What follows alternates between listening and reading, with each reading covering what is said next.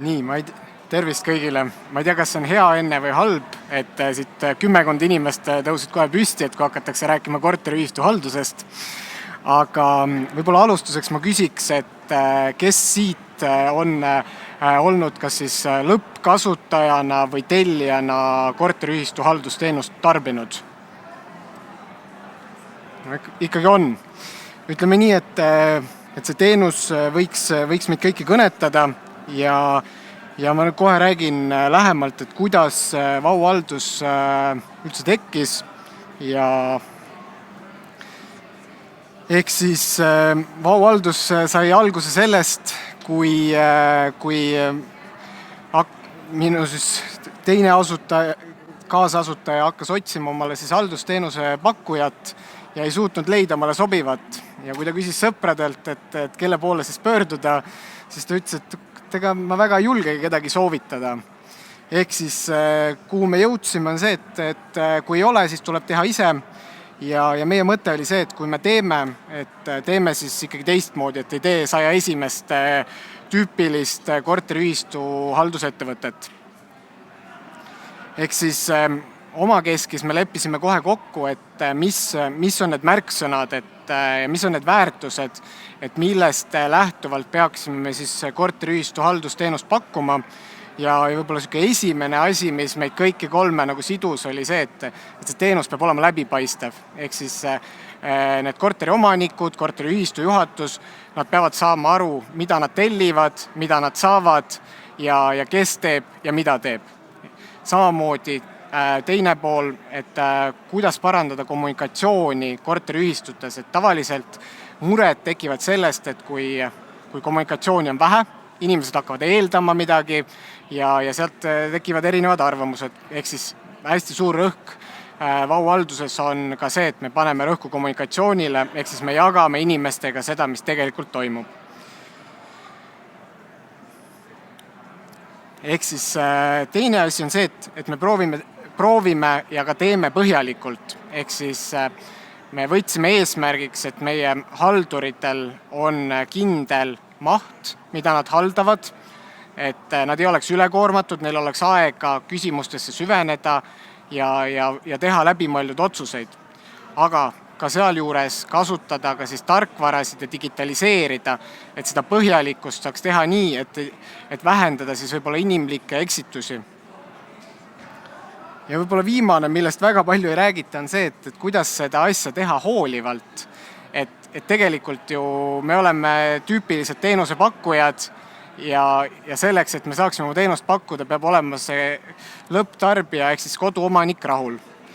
Ja siis meie suundumus ongi, et me teeme seda läbipaistvalt, koduomanik saab jälgida siis kõikide küsimuste kulgu, mida ta esitab, ehk siis me kaasame ka inimesi samamoodi hoolivalt, tähendab seda, et ma arvan, me oleme ühed esimesed, kes teevad korteriühistu haldusturul tagasiside küsitlusi. Ja seda ma arvan, et on ühel põhjusel, et see tagasiside ei ole vast kõige meeldivam siiamaani olnud.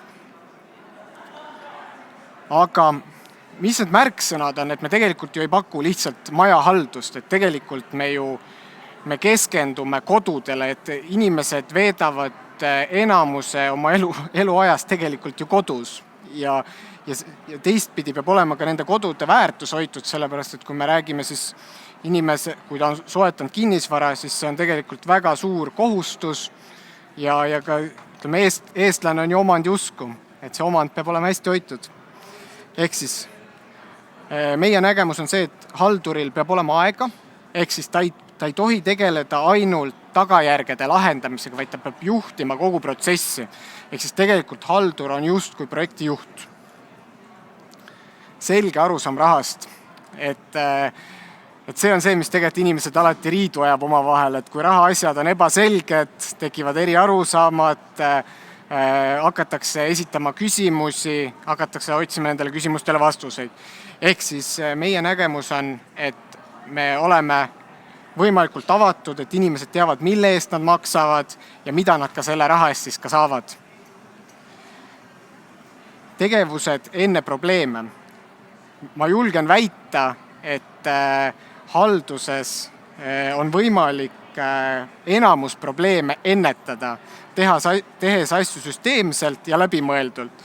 Ja mis selle juures kõige parem on sellele korteriomanikule, et ennetus on alati soodsam kui parandamine.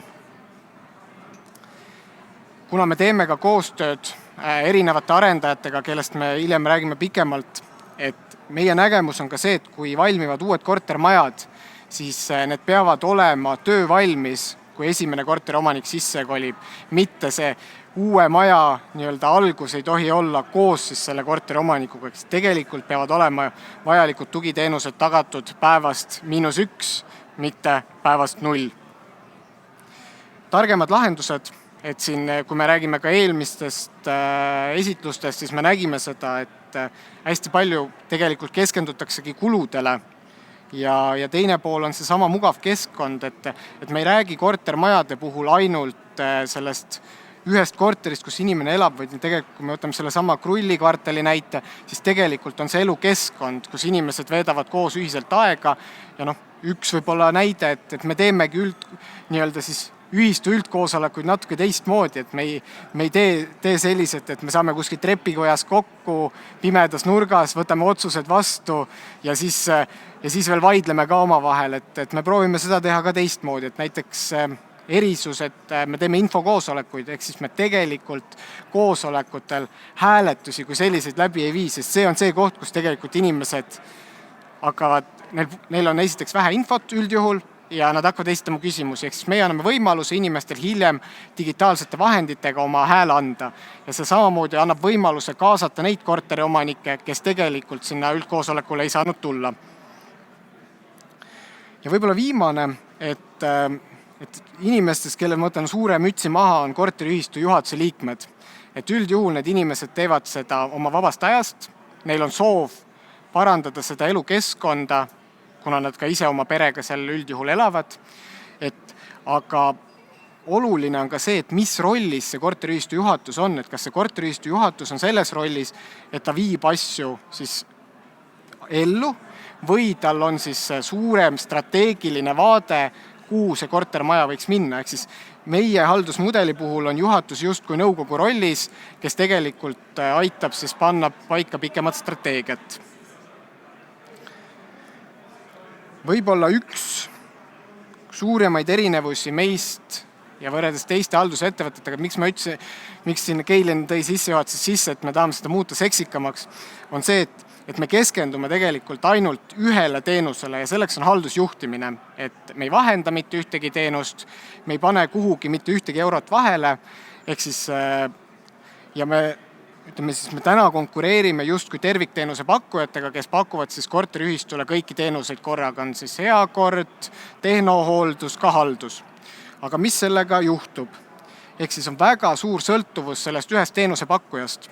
Ehk siis kõik teenused tulevad ühest kohast ja väga raske on neid osadest teenustest loobuda üldjuhul. On kindlasti erandeid, aga mis võib-olla on see kõige suurem mure, on see, et tegelikult haldusjuht peaks olema korteriomanike esindaja, aga tegelikult selles rollis, kui ta esindab siis tervikteenust pakkuvat ettevõtet haldurina, ehk siis ta on justkui nagu kahe tooli peal korraga istub, et kuhu poole, keda ta siis esindab, kas ta esindab siis oma tööandjat või ta esindab siis seda korteriühistut, keda ta peaks esindama. Ehk siis jällegi mõttekoht, kas nii on tagatud alati parim läbipaistvus. Kuna me ise ei paku neid teenuseid, siis me kasutame partnereid ja me kasutame selleks valdkonna spetsialiste. Et ma toon sihukese võrdluse, et kui on tervikteenuse pakkuja, on justkui 10 võistleja, ta teeb raamatupidamist ise, ta pakub haldusjuhtimist, ta pakub tehnohooldust, erinevaid töid, ta pakub siis heakorda, siis meie kasutame neid, kes teevad üksikalasid, ehk siis kes keskenduvadki sellele, et tema on sprinter ja ta teebki, ja kui ma panen joonele 10 võistleja ja ma panen sprinteri, siis üldjuhul, kes jõuab enne finišisse, mis te arvata? Jõuab sprinter. Mis meie mudeli puhul on võib-olla veel erinev, et kuna me nende erinevate teenuste, mida ma eelnevalt nimetasin, me viime läbi hanked, ehk siis selle hinna paneb paika turg. Ehk siis me oleme välistanud selle, et me võtame alati kõige odavama ja teistpidi me saame ka võib-olla seeläbi ka parema tulemuse. Mis selle mudeli puhul on veel üks suur boonus, on see, et alati on võimalik need nõrgemad välja vahetada. Ehk siis, kui kõik ühistus toimib, aga näiteks ei toimi heakord, siis me viime läbi uue hanke ja leiame uue heakorrapartneri. Ja sama kehtib ka halduse kohta. Ehk siis, kui meie oma tööd hästi ei tee, saab meid välja vahetada, aga ühistul jäävad kõik ülejäänud lepingud alles, sellepärast et kõik lepingud on sõlmitud korteriühistu nimele ja tegelikult, kui meie hakkama ei saa, siis see on ka meile motivaatoriks, et me peame oma tööd tegema hästi. Läbipaistvus, et juba mainitud, ehk siis lepingu täitmist korraldab ja kontrollib haldusjuht, kes on siis korteri omanike esindaja, mitte siis selle haldusettevõtte, kes pakub tervikteenust, selle esindaja. Meie soov on see, et need lepingu tingimused saavad täidetud ja elu majas toimib. Ja võib-olla viimane on see, et tellime mida vaja, mitte seda, mida saab. Ehk siis see on ka see erinevus, et kui ettevõtte keskendubki näiteks ainult heakorra teenuse pakkumisele, siis üldjuhul nad teevad seda paremini kui teine ettevõte, kes teeb mitut erinevat asja korraga, sest see fookus võib ajas hajuda. Ehk siis me näeme ka seda, et need partnerid, kes keskenduvadki ühele teenusliinile, et nad on ka võimekamad, et neil on võimekus pakkuda erinevaid töid, mida võib-olla tervikteenuse pakkujad ei suuda. Aga natuke jälle reklaami, et tegelikult Housingu kutsel ma siin olen, aga meie nägemus oli see, et see haldusjuhtimine peab olema digitaalselt juhitav.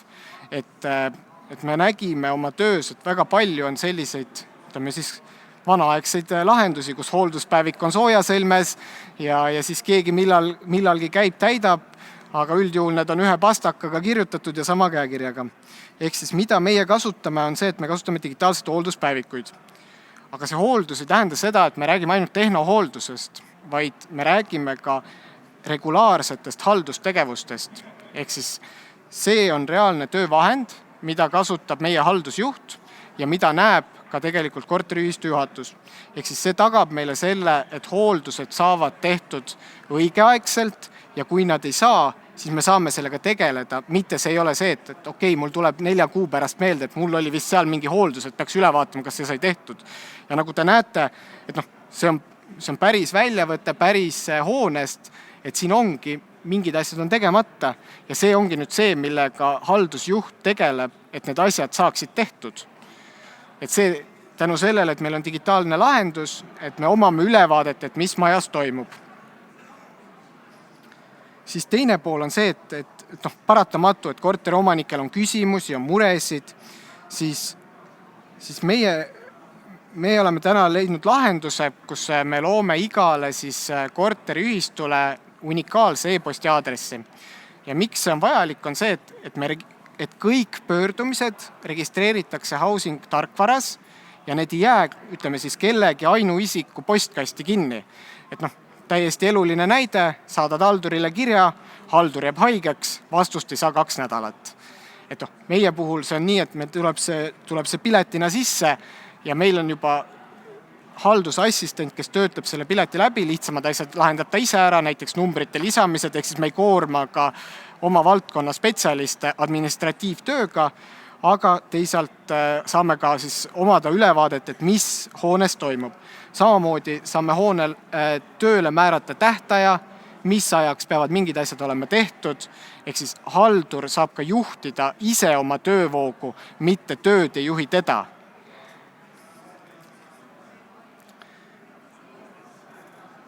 Läbipaistvus loob usalduse. Ehk siis meie nägemus, nagu ma juba algus mainisin, et me tahame olla läbipaistvad.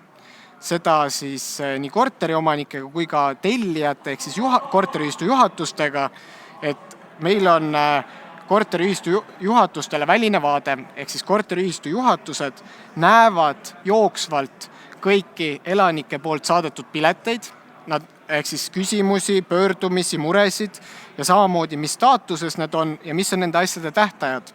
Ja kui te näete siin üleval, on samamoodi hoolduspäevik, ehk siis ka juhatus näeb igal ajahetkel seda viimast seisu hoolduspäevikust, et kas need asjad on tehtud või need asjad ei ole tehtud. kui see hoolduspäevik on kuskil soojasõlmes või kellegi kontoris laua peal, siis tegelikult päris ülevaadet justkui ei saa. Ja millega me täna veel tegeleme, ma arvan, et kindlasti meil on siin veel arenguruumi, on see, et see peab olema ka elanikule mugav kasutada. Ehk siis elanik peab omama ülevaadet, et mis tema sellest pöördumisest sai. Et kui ma kirjutan e-kirja, siis ma üldjuhul ei saa enne ülevaadet, kui mulle keegi vastab. Siis selle lahenduse puhul elanik saab igal ajahetkel vaadata, et mis staatuses ta küsimus on, ja ta saab siia lisada ka veel vaja mineva puuduoleva informatsiooni või siis ka algatada suhtluse. Ja mis selle võib-olla kõige suurem eelis on see, et meil säilib ajalugu. Ja see on hindamatu väärtusega. Sest paratamatu on see, et haldurid vahetuvad, inimesed liiguvad ühest ettevõttest teise, aga meil jääb täna ajalugu, ehk siis me üritame oma haldusjuhtimist pakkuda nii, et me ei paku seda halduripõhiselt, vaid me pakumegi ettevõttepõhiselt. Natuke reklaami, et siin on mõned meie kliendid, kellega me täna siis koostööd teeme, et siin on mitmed arendajaid, mitmeid korteriühistuid, kes siis on soovinud muutust oma haldusjuhtimises. Ja võib-olla, kui me räägime nagu nendest hoonetest, kus on varasemalt haldusettevõte olnud, siis tegelikult selle haldusjuhtimise mudeliga me suudame kulud alla viia, mitte kulud üles viia. Ehk siis et see on selline mõttekoht, et jah, me küsime täna turu mõistes kõrgemat haldushinda, aga tegelikult tänu oma kompetentsidele ja teadmisele me suudame seda lõpphinda siis alla viia. Seda kõike me saame teha tänu sellele, et meie kõige suurem väärtus on meie inimesed. Ehk siis ilma heade inimesteta ei saa me pakkuda head haldusjuhtimist. Ja nagu te näete, siis tegelikult meil on väga palju kogemust ja meil on erinevate alade kompetentsi. Meil on Alar, kes on kinnisvara arendusega tegelenud, mina, kes ma olen vahepeal töötanud ehitussektoris. Ehk siis tegelikult meil on erinevad rollid, meil on väike mobiilne tiim. Ja siin võib-olla 3 siis meie koostööpartneri või kliendi tagasiside, et mida nemad on siis välja toonud, et see on nagu otse allikast, mitte minu kirjutatud, et kuna me teeme koostööd nii arendajatega, ehk siis täna, kui me räägime suurematest arendajatest, Merko, Liven, Reterra ja paljud teised, siis samamoodi me pakume teenust nendele ühistutele, kes siis juba täna toimivad, aga otsivad muutust. Ja lõpetuseks, et ma julgustan mõtlema selle peale, et kas see teenus, mida te täna tellite, kas te seda päriselt saate. Ja see oluline nüanss on selles, et see iga edasi lükatud päev suurendab haldusvõlga hoones. Ja mida suurem on haldusvõlg, seda keerulisem on seda taastada. Toon ühe näite, et üks uusarenduse maja osalesime hankes, valituks ei osutunud, kuna meie hind oli kõrgem, läks aasta aega mööda, see sama korteriühistu, kus siis juba valiti juhatus, pöördus meie poole ja ütles, et meil on vaja muutust, et see kõige odavam hind ei tööta. Halduril puudub ülevaade, majanduskava oli koostamata, mis on elementaarne seadusega nõutud, ja siis, kui meie võtsime selle maja üle, meil läks circa 4 kuud aega, et see haldus saada nagu enam-vähem sellisele tasemele, et teenused ja toimivad hoones. Ehk siis aasta ajaga suudeti tekitada olukord, kus võttis 4 kuud aega, et taastada normaalolukord. Ehk siis ma julgustan korteri omanikke, juhatusi ja ka arendajaid mõtlema suurelt, et alati ei ole kõige soodsam hind, kõige parem valik. Aitäh!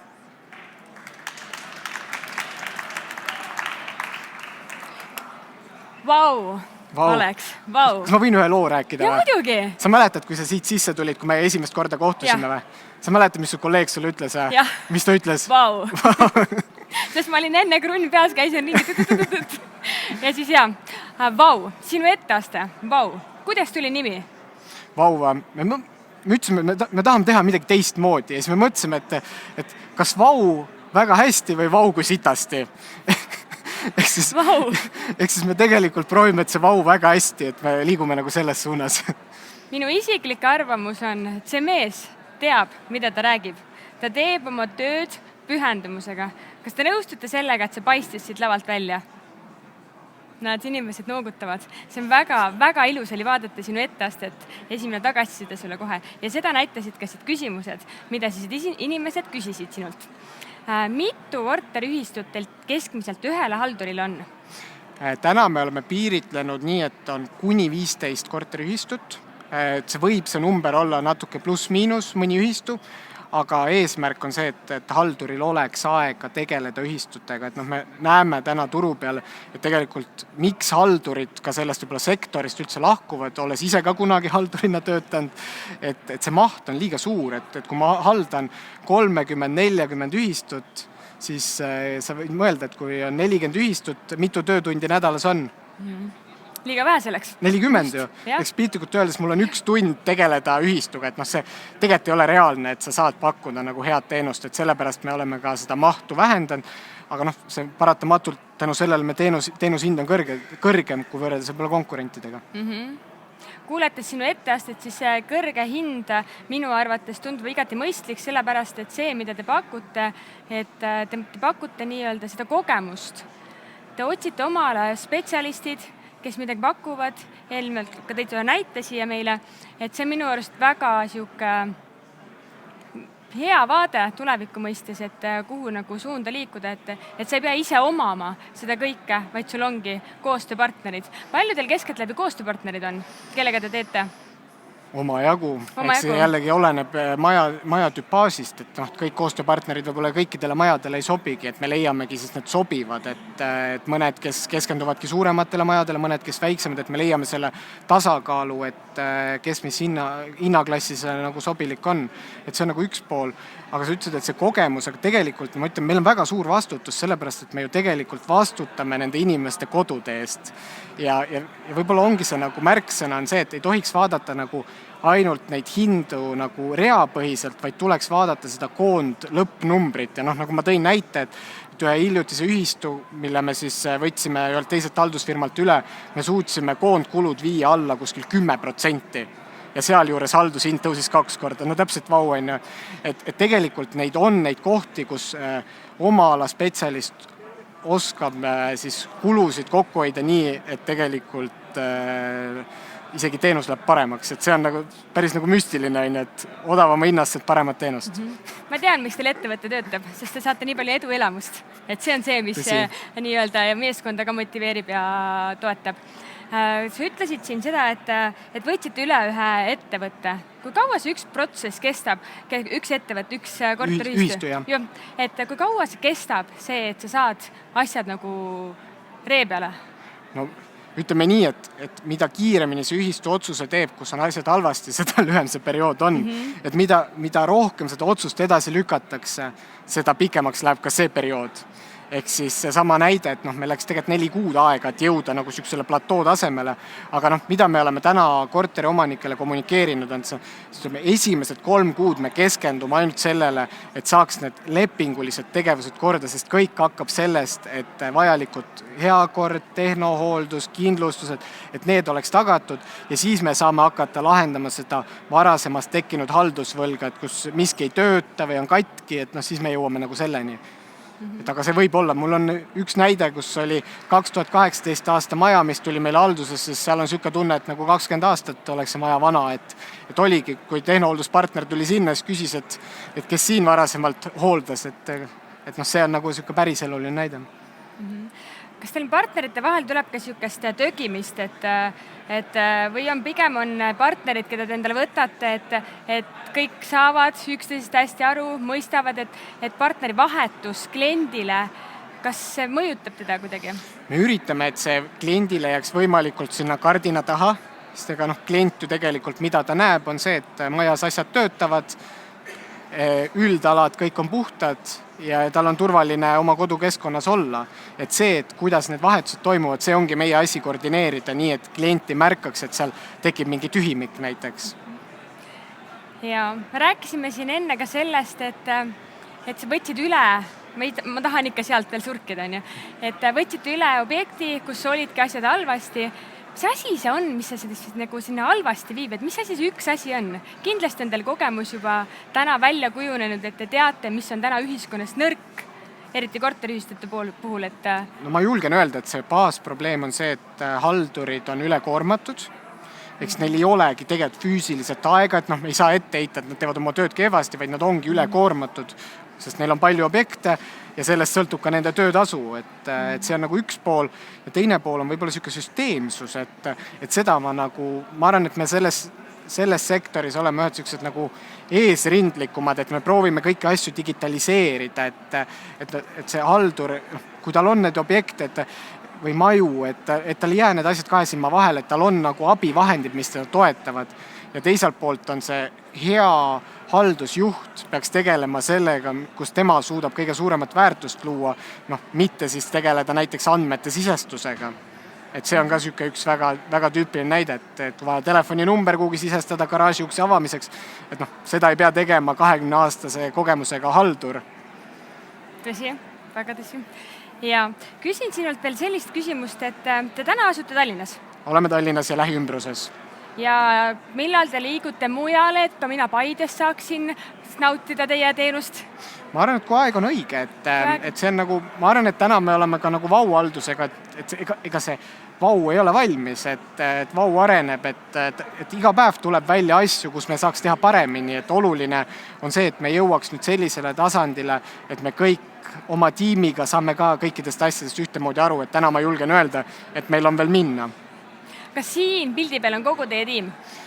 Kogu meie tiim ei ole, aga jah, me 7 toimetame. 7 ainult? Väga hea, siis on lootus see, et varsti on meeskond suurem ja objekte on... Mitte ainult meeskond, ka naiskond. Väga hea tähelepanek, aitäh sulle. Rääkisid haldusjuhtimise digitaliseerimisest. Mida see päriselt tähendab ühe korteri omaniku jaoks? No korteri omaniku jaoks tähendab see vast seda, et need teenused, mille eest ta maksab, et need saavad ka päriselt ellu viidud. Et need protsessid taustal on juhitud. Ehk siis kui korteri omanikul on arve peal tehnohooldus, et siis ta tegelikult on kindel ka, et need tehnohooldused on nii tehtud, nagu seal arve peal on kirjas. Mitte ta piltlikult öeldes maksa tühja. Kas sul on vahel tunne, et see, mida sa täna teed, et inimesed ei ole veel selleks vau-efektiks valmis, et aeg ei ole veel küps sinnani? Kas sul on neid hetkid? Ma ei ütleks, et aeg ei ole küps, aga ma ütlen lihtsalt üldiselt, et ega see ongi selles suhtes nagu raske valdkond, et kuna see on inimeste kodud on mängus, inimeste turvatunne, kõik see pool, et seal on hästi palju selliseid nagu psühholoogilisi küsimusi, et see võib-olla väike mure on selle korteri omaniku jaoks väga suur mure, et ma ütlen, et see läheb ajas paremaks ja ma küll usun, et tegelikult täna vaadates meie kasvavat kliendibaasi, siis tegelikult turg ikkagi on valmis seda uut moodi haldusjuhtimist vastu võtma just korteriühistute puhul. Aitäh sulle, Alex. Ja kellel on huvi, siis kontaktid on siin, kasutage seda võimalust. Aitäh kutsumast. Aitäh kõigile.